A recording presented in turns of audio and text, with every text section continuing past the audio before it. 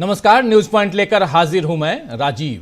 दोस्तों, बीजेपी के लिए आज का दिन काफी झटकों भरा साबित हुआ है। बिल्कुल आप सही सुन रहे हैं, बीजेपी के लिए आज का दिन बहुत बड़े झटकों भरा साबित हुआ है। सुबह पहला झटका तब लगा बीजेपी को जब सुप्रीम कोर्ट में यह फैसला आया कि, और सबसे बड़ी बात कि जो मदरसा एक्ट 2004 का है उत्तर प्रदेश का, उस एक्ट को अब लागू किया जाएगा। अब लागू किया जाएगा इसलिए मैं कह रहा हूं क्योंकि इससे पहले 2004 के मदरसा एक्ट को इलाहाबाद हाई कोर्ट ने खारिज कर दिया था और उसके इस फैसले को आज सुप्रीम कोर्ट ने पलट दिया है। 2004 में मुलायम सिंह सरकार के बनाए इस अधिनियम के कारण उत्तर प्रदेश में जितने मदरसे चल रहे थे और उन्हें जो सहायता मिल रही थी या वहां छात्रों की पढ़ाई जिस तरह से हो रही थी वो अब वैसे ही चलती रहेगी, ये आज के फैसले से जाहिर हो गया है।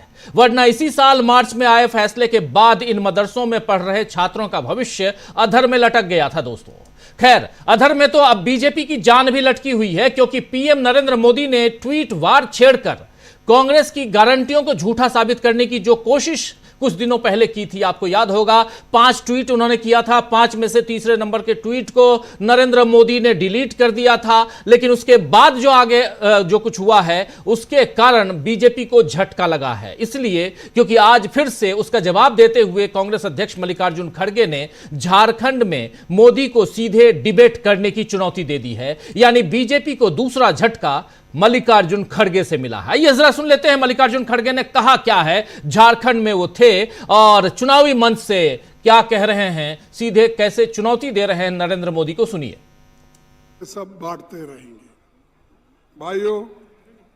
आखिरी में एक मैं कहना चाहता हूं, अगर मोदी जी को हमारे गारंटीज के ऊपर अगर भरोसा नहीं है, मैं बेंगलुरु में बोला था, कुछ बातों की टिप्पणी उन्होंने यहां पर की 2-4 जगह, मैं उनको चैलेंज करता हूं, वो बेंगलुरु आए, मैं बताऊंगा कि हम जो गारंटी दिए 5, उसमें हमने कितने इंप्लीमेंट किया, कितने लोगों को पहुंचाया, कितना खर्च किया। जो हिसाब आपके सामने रखा हूं पूरा डिटेल वहां पर मैं बेंगलुरु में रखूंगा। बहस ऐसा टेबल पे हो, वो उधर ठहरे मैं इधर ठहरूंगा, या नहीं तो मैं उधर ठहरूंगा वो इधर ठहरे। बहस करूंगा किसकी सरकार अच्छी काम की है, किसकी सरकार गारंटी पहुंचाई है। अरे तुम्हारी गारंटी, ए मोदी की गारंटी बोलते फिरे, बोले या नहीं बोले, कहां है भाई तुम्हारी गारंटी है। लेकिन मेरी गारंटी तो यह है, सोनिया गांधी ने गारंटी दिया, क्या दिया, गरीबों का पेट भरने के लिए ये गारंटी दी और लोगों को अन्न मिल रहा है। और सोनिया गांधी जी ने नरेगा का काम किया, ये गारंटी हमने दी। उन चीज तो सुन रहे थे आप, यहां पर मल्लिकार्जुन खड़गे साफ साफ कह रहे हैं कि आइए आप बेंगलुरु और आमने सामने बातचीत हो जाए। गारंटी किसकी गारंटी और कौन अपनी गारंटियों पर को अमल में लाया है वो आप देख लीजिए। आपको बता दूं दोस्तों कि आज मल्लिकार्जुन खड़गे खुद इंडिया गठबंधन के प्रचार के लिए झारखंड पहुंचे और हेमंत सोरेन के साथ उन्होंने इंडिया गठबंधन की 7 गारंटियों वाला घोषणा पत्र भी जारी किया है, जिसमें 10 लाख नौकरियों और पिछड़ा वर्ग कल्याण मंत्रालय जैसे अहम वादे भी हैं। आइए जरा देख लेते हैं क्या क्या गारंटियां हैं। 7 गारंटियां जरा स्क्रीन पर ले आइए। और सबसे बड़ी चीज कि यहां हर महीने 7 किलो राशन प्रति व्यक्ति, हर महीने, ये जरा पहले नंबर की गारंटी को ले आइए, हर महीने 7 किलो राशन प्रति व्यक्ति, 450 का एलपीजी सिलेंडर। और दूसरी गारंटी है आरक्षण की गारंटी, जिसमें एसटी को, शेड्यूल ट्राइब को 28%, शेड्यूल कास्ट को 12%, ओबीसी को 27%। तीसरी गारंटी है महिलाओं को 2,500 रुपए प्रति माह, जो मैया सम्मान योजना वहां अभी हेमंत सोरेन सरकार लेकर आई है, उसमें हर महीने 2,500 रुपए महिलाओं को। चौथी गारंटी है सरना धर्म कोड लागू करेंगे। जी हां, सरना धर्म कोड लागू करेंगे। पांचवी गारंटी 10 लाख सरकारी नौकरी और 15 लाख का स्वास्थ्य बीमा, ये पांचवी गारंटी है। छठवीं गारंटी है धान की एमएसपी 3200 रुपए प्रति क्विंटल। 1932 पर आधारित खतियान की गारंटी भी है। और उसके अलावा सातवीं गारंटी, हर जिले में एक इंजीनियरिंग कॉलेज, एक मेडिकल कॉलेज और एक यूनिवर्सिटी, इसकी गारंटी है। तो ये 7 गारंटियां आज मल्लिकार्जुन खड़गे, हेमंत सोरेन, इन सब ने आज लॉन्च की है। आप देख लीजिए। यहां पर एक गौर फरमाने वाली बात यह है दोस्तों कि चाहे झारखंड हो या उधर महाराष्ट्र हो, दोनों जगहों पर इंडिया गठबंधन की गारंटी आ रही है। अलग अलग गारंटियां नहीं, अलग अलग घोषणा पत्र नहीं। यह सबसे बड़ी चीज है और जिसको आज आपने यहां झारखंड में देखा है। इसी झारखंड में आज हेमंत सोरेन ने भी मोदी को झटका दिया है। आपको याद होगा कि कल मोदी ने रोटी छीन रहे हैं, बेटी छीन रहे हैं वाली बात की थी। अगर याद नहीं हो तो जरा सुना देता हूं फटाफट। नरेंद्र मोदी ने कल क्या कहा था। कल नरेंद्र मोदी थे इसी झारखंड में और वो अपने अंदाज में जैसा भाषण देते हैं उसी अंदाज में भाषण दे रहे थे, लेकिन बोलते बोलते वो क्या बोल गए ये शायद इस चीज का अंदाजा उनको भी नहीं होगा। लेकिन इस बीच ये देखिए, ये है हेमंत सोरेन जो दौड़कर एक जगह से दूसरी जगह पर पहुंचने के लिए जल्दी से फटाफट दौड़ रहे हैं और हेलीकॉप्टर की तरफ जा रहे हैं क्योंकि समय बचाना है। ये सारे विजुअल्स आप देख सकते हैं कि नेता कितनी मेहनत करते हैं। देखिए, समय की कमी, जल्दी से पहुंचकर दूसरी जगह पे जाना है, मुख्यमंत्री दौड़ रहा है। ये तो वहां झारखंड की बात। उसी झारखंड में कल प्रधानमंत्री नरेंद्र मोदी यही लोग रोटी छीन रहे हैं और बेटी छीन रहे हैं कह रहे थे। सुनिए पहले इसको, उसके बाद हेमंत सोरेन ने क्या कुछ कहा है, इस पर क्या प्रतिक्रिया दी है, सुनिए आप उसको भी। पहले प्रधानमंत्री को।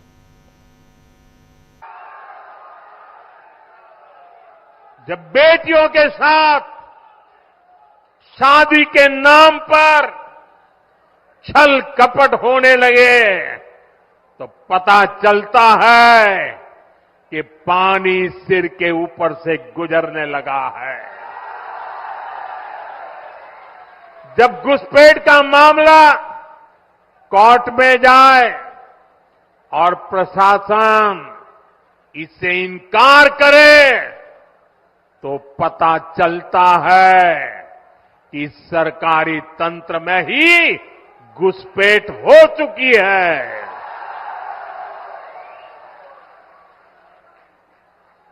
ये आपकी रोटी भी छीन रहे हैं, ये आपकी बेटी भी छीन रहे हैं और ये आपकी माटी को भी हड़प कर रहे हैं। तो सुन रहे थे आप, ये आपकी रोटी भी छीन रहे हैं, ये आपकी बेटी भी छीन रहे हैं और ये आपकी माटी को भी हड़प रहे हैं। ये बात कह रहे थे यहां प्रधानमंत्री नरेंद्र मोदी। लेकिन हेमंत सोरेन ने जो कुछ कहा है, पलटवार किया है, जरा इसको सुनिए। रोटी बेटी माटी बचाने क्या ये लोग नारा लगाते। गुजरात में जाके देख लीजिए बिल्किस बानोवा का वो घटना जहां 25 लोगों ने सामूहिक दुष्कर्म किए, उसके साथ सुप्रीम कोर्ट ने उनको सजा दे दिया। चुनाव में उसको पेरोल पर सब लोगों को छोड़ दिया और माला और टीका पहना था। ये हालत है इनकी। यही दूसरे राज्यों में कौन एक बाबा है, राम रहीम, बलात्कार के केस में सजा भुगत रहा है लेकिन चुनाव में पेरोल पे छोड़ देता है। क्या बेटी की बात करेंगे ये लोग। और माटी का बात, आज यहां जो कंपनी कोयला खदान चल रहा है, बॉक्साइट का खदान चल रहा है, कोयला का खदान चल रहा है, आयरन ओर का खदान चल रहा है, वो किसका है? क्या झारखंडी लोग इसको चला रहा है क्या? ये सारा व्यापारी लोग चला रहा है, ये गुजरात का। और हमें बेदखल करके विस्थापित करके अपने जमीन से। तो हेमंत सोरेन यहां सीधा प्रहार करते हुए, सीधा प्रहार, और यह कि गुजरात में आप क्या कर रहे हैं, और यहां पर बिल्किस बानो का भी नाम लेते हुए जब बेटियों का जिक्र करते हैं तो आप अपने गुजरात में, अपने यहां देख लीजिए कि आपने क्या कुछ कहा, क्या कुछ किया। आपने कैसे बिल्किस बानो के अपराधियों को वहां माला पहनाया, उनका स्वागत किया, सम्मान किया। ये सारी बातें व्यापारी क्या कर रहे हैं, ये सब कुछ यहां कहते हुए हेमंत सोरेन, बहुत महत्वपूर्ण बात यहां हेमंत सोरेन कह रहे हैं। लेकिन दूसरी तरफ इसी झारखंड में आज योगी आदित्यनाथ थे और अपने अंदाज में वो भाषण दे रहे थे। अपने अंदाज में उन्होंने फिर से आज बटेंगे कटेंगे का जिक्र कर रहे थे, लेकिन मल्लिकार्जुन खड़गे ने इसी बटेंगे कटेंगे पे तीखा प्रहार किया है। मल्लिकार्जुन खड़गे ने यह कहा कि आप ही बांटते हैं और आप ही काटते हैं। आइए जरा सुन लेते हैं मल्लिकार्जुन खड़गे को। बटेंगे तो कटेंगे, किसको बोला? बांटने वाले ही तुम हो और काटने वाले भी तुम हो, और दूसरों को बोल रहे बटेंगे तो कटेंगे। हुकूमत तुम्हारे पास, पैसा तुम्हारे पास, बुद्धि तुम्हारे पास, गरीबों को क्या दिया? इनको गुलाम रखने का तुम्हारा इरादा है। अरे कोई गरीब मंदिर में नहीं जा सकता आज भी, कोई अछूत पानी नहीं पी सकता किसी के घर में, स्कूल में नहीं जा सकता अच्छे स्कूल में। ऐसी स्थिति है और ये बोलते हैं ऊपर से बटेंगे तो कटेंगे। तो ये लोग अपने लिए बोलते, ये बीजेपी का एजेंडा है, आरएसएस का एजेंडा है। इस एजेंडे को तुमको तोड़ना है। जब तक इसको आप नहीं तोड़ेंगे तुमको ये लोग शोषण करते रहेंगे। तो ये बीजेपी का एजेंडा है, ये आरएसएस का एजेंडा है और आपका शोषण करते रहेंगे ये लोग, इसलिए इनकी बातों में मत आइए, इसको तोड़ना है। ये बात यहां कह रहे थे मल्लिकार्जुन खड़गे। मल्लिकार्जुन खड़गे की उम्र आप लोग जानते हैं दोस्तों, 83 साल उम्र है, लेकिन आज भी यंग दिखाई देते हैं। जब ये बोलते हैं तो आप सुन लीजिए, इनकी जुबान बहुत तगड़ी और राजनीति में इनका कोई भी मुकाबला नहीं कर सकता। नरेंद्र मोदी पीछे हो जाते हैं, ये आप इनकी बातों से समझ सकते हैं। उधर राहुल गांधी भी अभी से थोड़ी देर पहले तेलंगाना पहुंचे और उससे पहले राहुल गांधी आज अपने संसदीय क्षेत्र यानी रायबरेली में थे।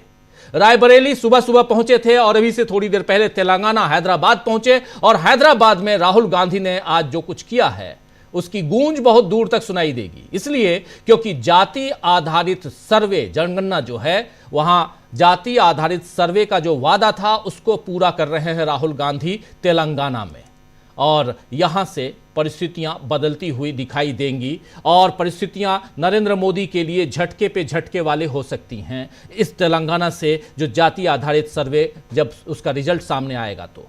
वहीं महाराष्ट्र में आज उद्धव ठाकरे ने कोल्हापुर में कांग्रेस उम्मीदवार सतेज पाटिल के लिए प्रचार किया और इससे पहले 5 बागी नेताओं को पार्टी से निकालकर अपनी सख्ती का संदेश भी शरद पवार ने दे दिया है। महाराष्ट्र में कल महाविकास आघाड़ी अपना घोषणा पत्र भी जारी करने वाला है। ऐसे ही जैसे अभी यहां घोषणा पत्र झारखंड में जारी हुआ है, वैसे ही महाविकास आघाड़ी की तैयारियां चल रही हैं जो घोषणा पत्र कल जारी होने वाला है महाराष्ट्र में, और जिसके लिए राहुल गांधी और मल्लिकार्जुन खड़गे दोनों महाराष्ट्र पहुंचेंगे। झारखंड से लेकर महाराष्ट्र तक इंडिया गठबंधन की ये एकजुटता बीजेपी के लिए एक और झटका है, क्योंकि जितनी बार बीजेपी कोशिश करती है कि गठबंधन के दलों में फूट पड़े, वे सब एक साथ मिलकर बीजेपी पर हमलावर हो जाते हैं। वैसे आज शरद पवार ने जिस तरह से चुनाव न लड़ने का ऐलान कर दिया है, उन्होंने कह दिया है कि अब मैं चुनावी राजनीति से संन्यास लेने जा रहा हूं, यानी अब शरद पवार चुनाव नहीं लड़ेंगे।